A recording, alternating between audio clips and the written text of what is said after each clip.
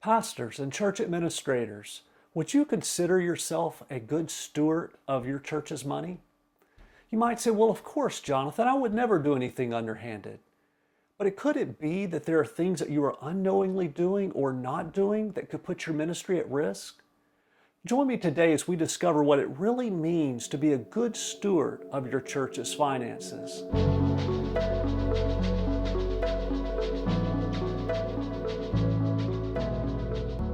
Hi there, I'm Jonathan Bill with SBS Accounting and Advisors.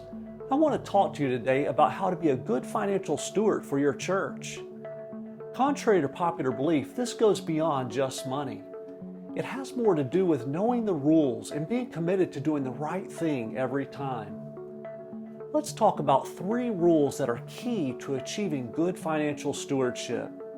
Rule number 1. You must establish best practices and consistently live by them. I don't have to tell you this, but the tendency in a ministry is to put relationship and experience before everything else. While relationship and experience are important, it is also important that we not put our ministries at risk by not following some common sense protocol and standards. So what are these best practices? Well, number 1, make sure that you have the proper checks and balances in place.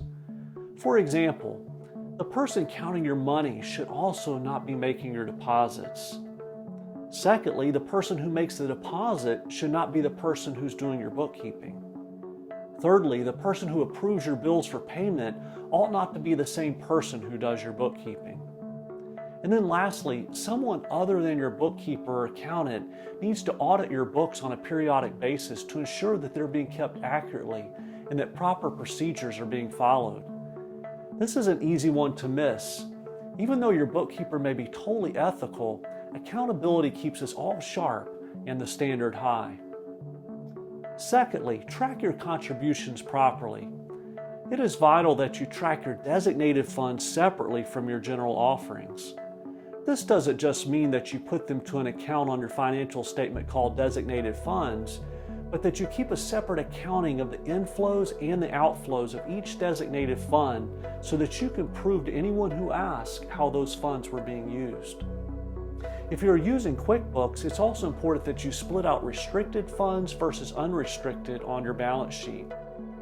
Lastly, it is important that you set aside designated funds so that they are not spent on general and administrative expenses. It is recommended that you keep these in a separate bank account. Number 3, always get quotes, at least 2 of them for services performed. How easy is it when we're under pressure of the moment to just give someone the verbal go-ahead? And then you realize that you have nothing in writing. Your word against theirs.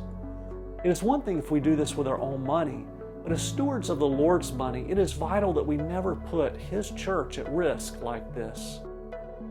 Always get at least 2 quotes, and if you're considering using someone in your church or a family member or friend to provide the service, be sure you're not the only one making the decision on who's awarded the job. There are many more best practices that we could talk about today, but these are 3 examples of best practices that should be established and consistently followed in order to be a good steward of your church's finances. Rule number 2, be disaster-proof.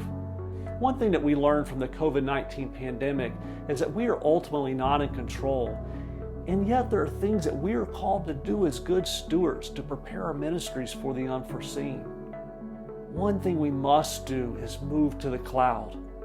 If your ministry was not able to continue all its accounting functions during the pandemic, now is the time to upgrade your processes. Even if you were able to limp along, there are so many great tools and apps out there now that can help you do more with less while being 100% in the cloud. You might be thinking, well, how could you properly manage bills, expense reports, payroll, or offering entry in the cloud? Believe me, it is not only possible, it is better. Not only is there the benefit of anytime, anywhere access, but there are also benefits of automation and better controls. But the key is that you take a holistic approach and know how to set up and use these apps properly. If you have any questions on how to take your church to the cloud, we would love to be a resource for you.